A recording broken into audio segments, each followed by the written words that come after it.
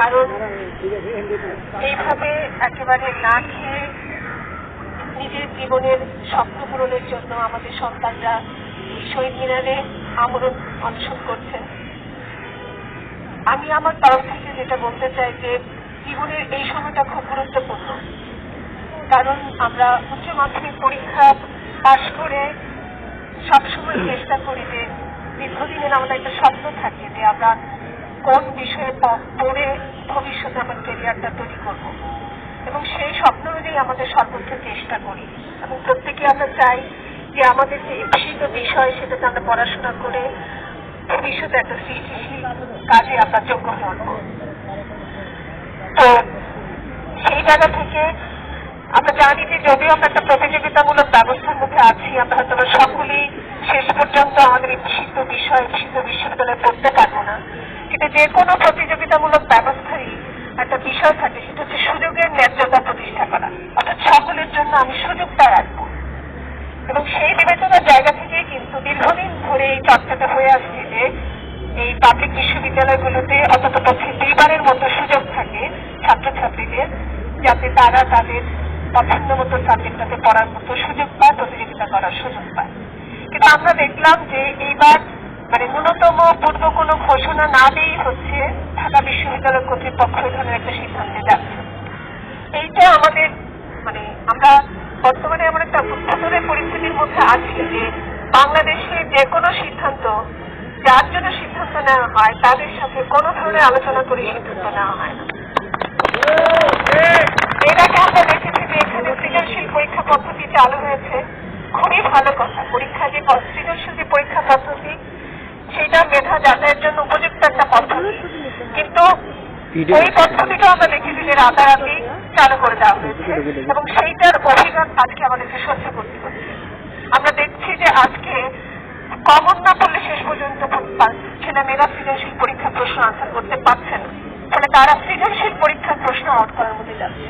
তাহলে আজকে আমাদের ছাত্রদের ঘাড়ে যে চোরের বাপ্পা লাগানো হচ্ছে, এটা আসলে ছাত্রদের দোষ না, এটা হচ্ছে আপনাদের পদ্ধতির দোষ।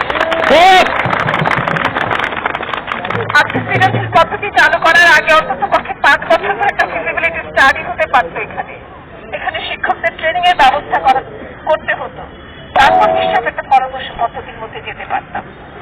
ফলে আমরা আমার তরফ থেকে আবারও সবার সাথে সংহতি জানিয়ে দাবি করছি যে মাননীয় ভিসি, আপনি অন্তত পক্ষে পরের বার এই কথাটা ভাবুন।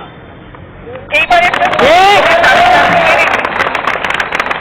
আর এখানে দাঁড়িয়ে আরেকটা বিষয় এই সরকারের কাছে আমি জবাব দিতে চাই, কি করে এরকম নিরীহ একটা দাবি, নিরীহ একটা আন্দোলন এবং এরকম প্রায় মাত্র কিশোরোত্তীর্ণ একটা গোষ্ঠী, তাদের উপরে কিভাবে হামলা চালালো আপনার যে ছাত্র সংগঠন আপনাদের, তারা কি করে হামলা চালালো?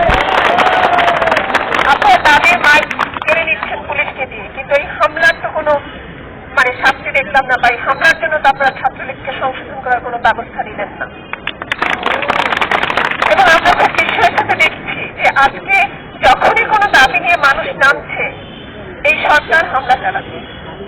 এই সরকার শুধু ছাত্রদের উপরে না, আমরা দেখেছি প্রাথমিক শিক্ষকরা যখন তাদের বেতন বাড়ানোর আন্দোলন করেছে, কিভাবে বেধড়ক পিটানো হয়েছে এবং একজন শিক্ষক সেই বেধড়ক পিটুনিতে মারাও গেছে।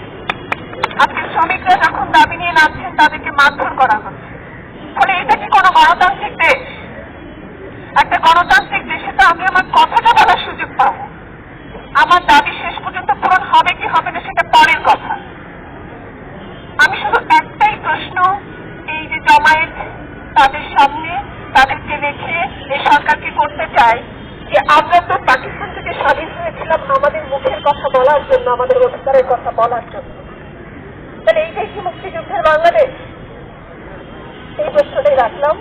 আর আমি আবারও আপনাদের আন্দোলনের সাথে সহমত প্রকাশ করছি এবং ঢাকা বিশ্ববিদ্যালয় কর্তৃপক্ষকে আমার অন্তরের ভেতর থেকে দাবি করছি যে আপনারা একবার এসে দেখুন ছাত্ররা কি অবস্থায় আছে, তারা না খেয়ে শীতের মধ্যে কিভাবে রাত কাটাচ্ছে।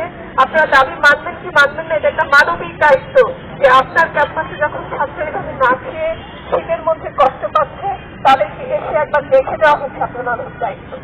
আপনারা আসুন, তারপরে বিবেচনা করে দেখুন, সবার সাথে আলোচনা করুন, বিশেষজ্ঞদের সাথে আলোচনা নেওয়া যায়। তবে আপাতত এই বছরের জন্য আমাদের এই ছাত্রদেরকে আবার ভর্তির সুযোগ দিন, এটাই হচ্ছে এই